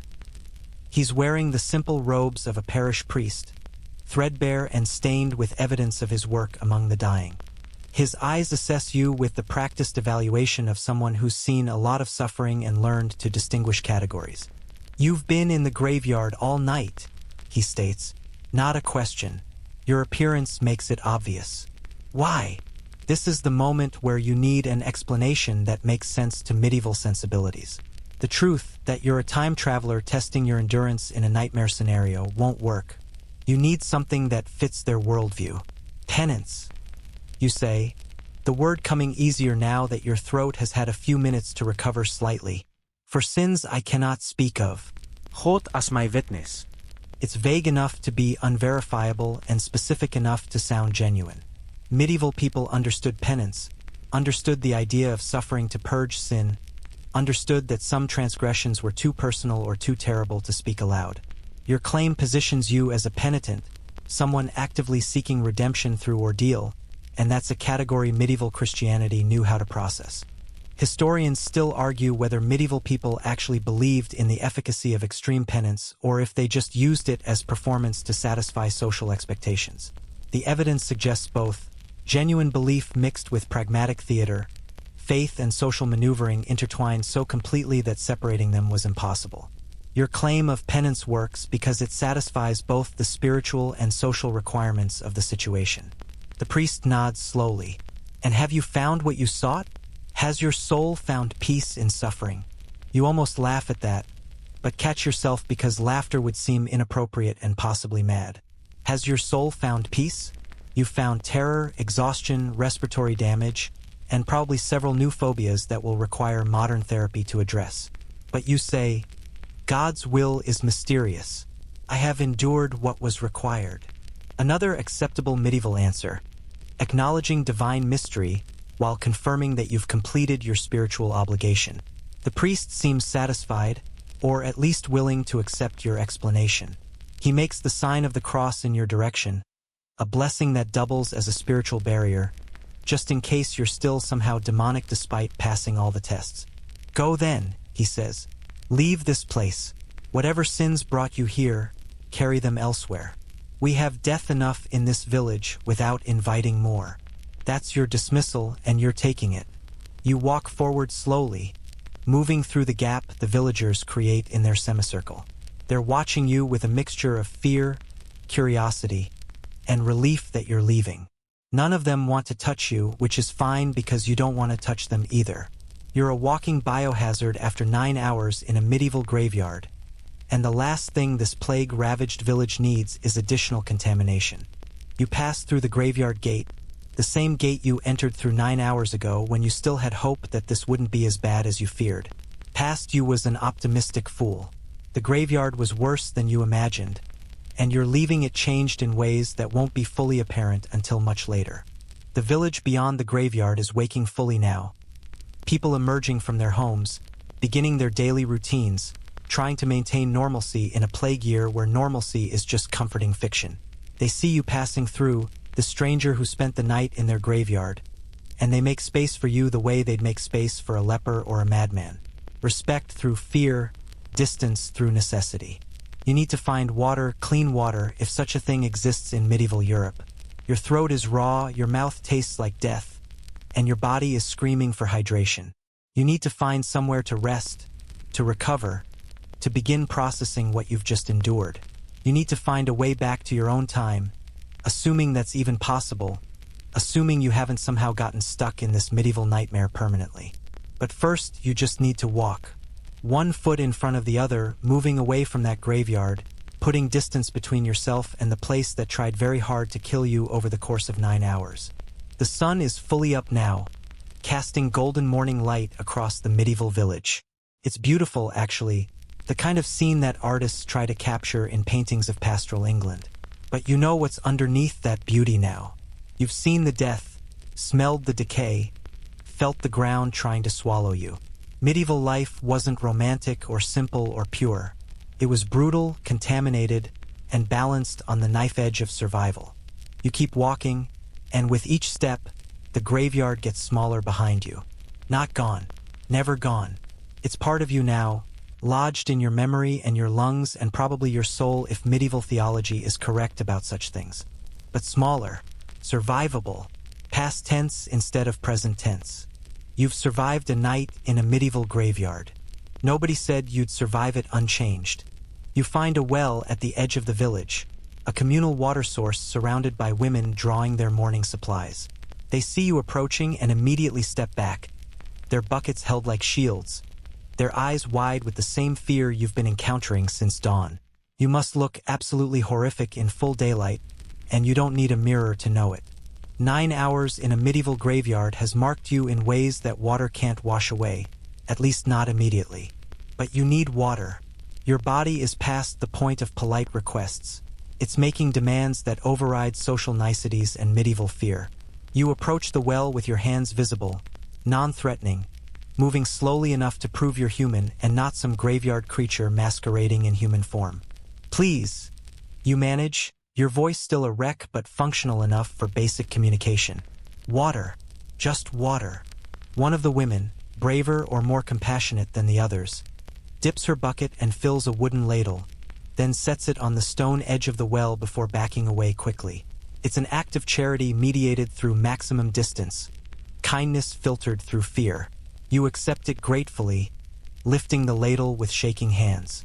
The water is cold, probably drawn from deep enough that it's been insulated from the summer warmth above. It hits your damaged throat like liquid fire at first, the cold, shocking tissues that have been chemically burned by hours of toxic exposure. You cough, nearly drop the ladle, but force yourself to take another sip. And another. Your body is absorbing the water desperately, trying to rehydrate tissues that have been depleted by stress, cold, and environmental assault. Here's your final mainstream historical fact. Medieval well water was often contaminated, but it was usually less contaminated than standing water or streams that passed through populated areas. The depth of wells provided some natural filtration, and communities did understand, at least intuitively, that deeper wells produced safer water. You're gambling that this particular well is deep enough and far enough from the graveyard that its water won't immediately kill you with waterborne pathogens. It's a calculated risk, but at this point, dehydration is the more immediate threat than possible dysentery. You drink 3 ladles full before your stomach starts to rebel, warning you that too much too fast will result in vomiting up this precious water you've just consumed. You stop, set the ladle down carefully, and nod your thanks to the women who are still watching from a safe distance. They don't acknowledge you directly, that would be too much social connection with someone who's clearly contaminated. But they don't chase you away either, which counts as acceptance under the circumstances. The water is helping, not fixing anything, not reversing the damage, but providing your body with resources to begin whatever healing process might be possible. Your headache is still present but slightly less intense. Your throat still burns, but the sharp edge of pain has dulled marginally. Small improvements, but after 9 hours of continuous deterioration, any improvement feels miraculous. You need to leave this village. Your presence is causing fear, and fear in a plague year can turn violent quickly when communities are already stressed beyond their capacity to cope rationally. You've fulfilled your obligation, survived sunset to lauds in a medieval graveyard, and now you need to extract yourself from this situation before someone decides that the stranger who spent the night with corpses should join them permanently. But where do you go? You're somewhere in 14th century England during the Black Death, and you're a time traveler without a return mechanism that you're aware of. The narrative structure of your situation suggests that surviving the graveyard was the test, and completion of the test should trigger some kind of resolution, but reality doesn't always follow narrative logic. You might be stuck here, in this plague year, in this dying village, with a body that's been damaged by toxic exposure and a mind that's been traumatized by witnessing medieval death at its most concentrated. Here's the quirky final detail that might save you. Medieval Europe had a robust network of monasteries that provided hospitality to travelers. If you can reach a monastery, you'll find food, shelter, and possibly medical care that's only slightly less dangerous than the diseases themselves. Monastic medicine was the best available in medieval Europe, which isn't saying much, but it's better than dying in a ditch from exposure and dehydration. You turn away from the well and start walking, choosing a direction that feels right based on absolutely no actual knowledge of medieval English geography. The sun is climbing higher now, warming the air, and with warmth comes the intensification of the smell you've been carrying with you. You reek of graveyard, decomposition, chemical compounds, earth that's been enriched by centuries of human remains. The smell is so embedded in your clothing that you're basically a walking contamination zone, a mobile reminder of death that medieval people can detect from yards away. As you walk, you pass more villagers beginning their day. Each one reacts similarly, initial curiosity followed by recognition of your smell, then fear and avoidance. You're becoming a ghost story in real time, the stranger who spent the night in the graveyard during plague year and emerged looking like death itself. By tomorrow, the story will have evolved into something more supernatural, more threatening. By next week, you'll be a legend, the revenant who walked through the village at dawn, the demon who claimed sanctuary, the omen of death that appeared before the sickness worsened. But you won't be here to see how the story develops. You're leaving, putting distance between yourself and this village, between yourself and that graveyard, between yourself and the worst night of your life by several orders of magnitude. The road, Really just a dirt path worn smooth by feet and cart wheels. Leads away from the village and into the countryside. Fields on either side, some planted with crops that are looking sparse from neglect during plague time, others lying fallow because there aren't enough people left alive to work them. Medieval agriculture was labor-intensive, requiring entire communities working together to maintain food production. The Black Death killed between 30 to 60% of Europe's population, and you're seeing the agricultural impact in these abandoned fields, these unharvested crops, this landscape that's slowly reverting to wilderness because there aren't enough hands to maintain civilization. Historians still argue whether the Black Death's massive death toll ultimately benefited surviving peasants by creating labor shortages that improved their bargaining power, or if the social upheaval caused more harm than any economic benefits could offset. Walking through this dying landscape, you're inclined toward the social upheaval interpretation. Nothing about this situation looks beneficial from ground level. You walk for what feels like hours but is probably only one, putting distance between yourself and the village. Your body is operating on fumes at this point. You've had no real food for 9 hours, minimal water, and you've subjected yourself to environmental conditions that would challenge a healthy person, much less someone with a medieval diet and lifestyle. But you keep moving because stopping feels like surrender, and you've survived too much to surrender now. The sun is properly warm now, almost hot, and your medieval clothing is making you overheat. The cloak that was essential during the cold night is now suffocating, and you consider removing it except that would mean carrying it, and you're not sure you have the energy for extra weight. You compromise by opening it, letting air circulate, accepting that you're going to be uncomfortable either way and choosing the discomfort that doesn't involve extra effort. You round a bend in the path and see something ahead, a structure on a small hill overlooking the countryside. It's stone, substantial, with the architectural features that suggest religious purpose. A chapel or possibly a small monastery, exactly what you were hoping to find. Medieval England was dotted with religious establishments, and finding one within walking distance of a village wasn't unlikely. They served as spiritual centers, medical facilities, educational institutions, and refuges for travelers who had nowhere else to go. You approach cautiously, aware that showing up looking and smelling like you do might not get the warm welcome monasteries were theoretically obligated to provide. But you're out of options and desperation makes you bold. You reach the entrance, a wooden door in a stone archway, and knock with a hand that's shaking from exhaustion and residual fear. The door opens after a long pause, revealing a monk in simple brown robes. He's young, maybe 20, with the kind of face that hasn't seen enough suffering yet to harden completely. He looks at you, taking in your appearance, and his expression shifts through several emotions: surprise, concern, fear, compassion, before settling on cautious welcome. "Brother," you say, using the formal address, "I seek shelter and water. I've been..." You pause, considering how to explain. "I've been traveling through difficult places." The monk's nose wrinkles as your smell reaches him, but to his credit, he doesn't step back. "You've been in plague lands," he states, not a question. The smell of death is apparently distinctive enough that even young monks can identify it. "Yes," you admit, "but I'm not sick, just exhausted." He considers this, weighing his monastery's obligation to provide hospitality against the very real risk of allowing someone contaminated by plague exposure into their community. Medieval monasteries were regularly devastated by plague because their charity work brought them into contact with the dying. But charity was their entire purpose, their reason for existing, and turning away someone in need would be denying their fundamental mission. "Wait here," he says finally, and closes the door. You wait, leaning against the stone wall, using it to stay upright while your legs threaten to give out entirely. You've reached your absolute limit, physically, mentally, emotionally. If this monastery turns you away, you're not sure you can make it to another refuge. You might just lie down in the next field and let medieval England have its way with you.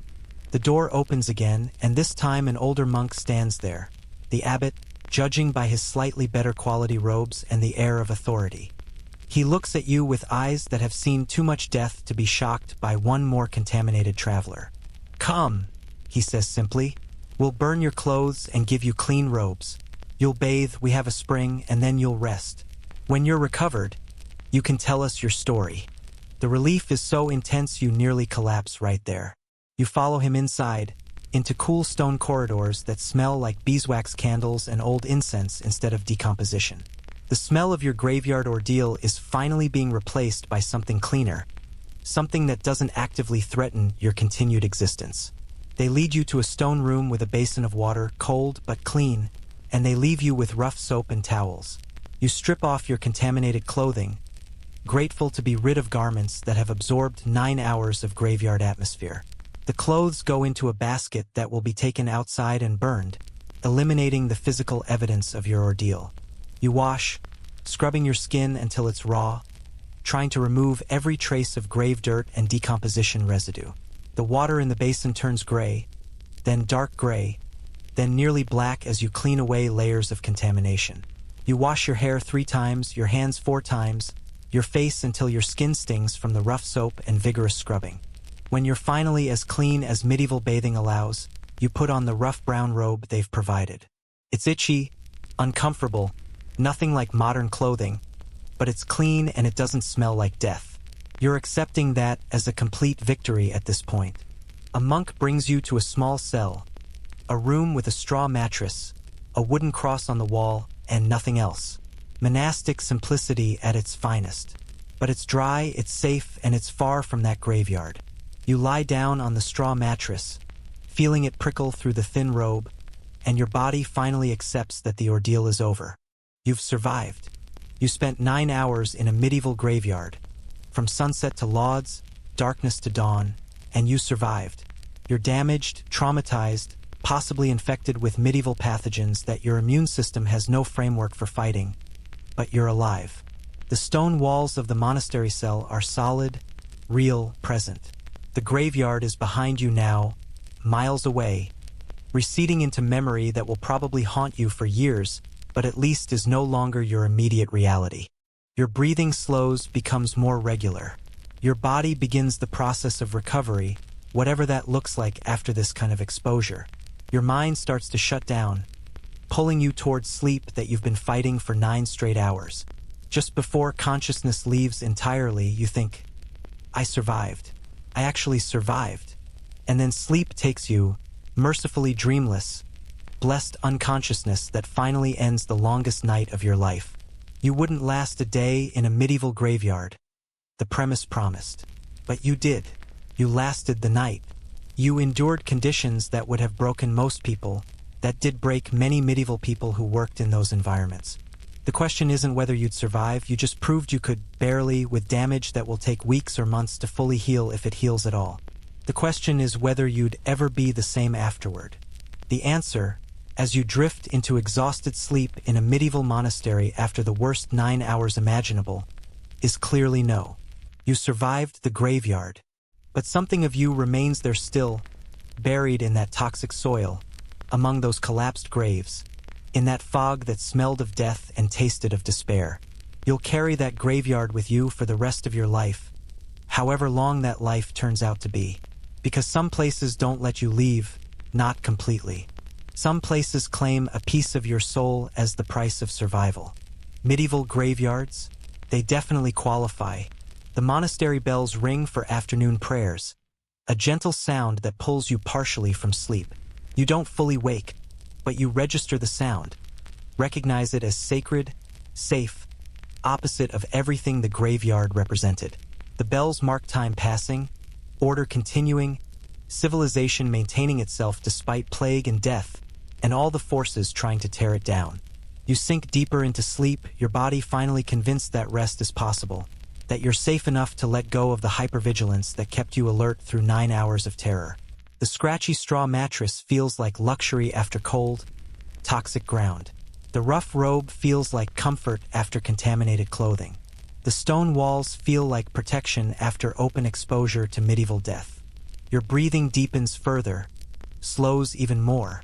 Somewhere in your unconscious mind, you're processing trauma, cataloging horrors, filing away memories that will resurface as nightmares for years to come. But that's future you's problem. Present you is just grateful to be horizontal, clean, and breathing air that doesn't actively hurt. The monastery around you continues its timeless routine. Prayers, work, study, rest, prayer again. The rhythm that sustained religious communities through plagues, famines, wars, and general medieval chaos. You're part of that rhythm now, temporarily, a brief footnote in this monastery's long history. Another traveler who arrived broken and was given shelter to heal. How many others have they taken in during this plague year? How many of those travelers survived their injuries, their exposures, their traumas? The statistics probably aren't encouraging, but you're not thinking about statistics right now.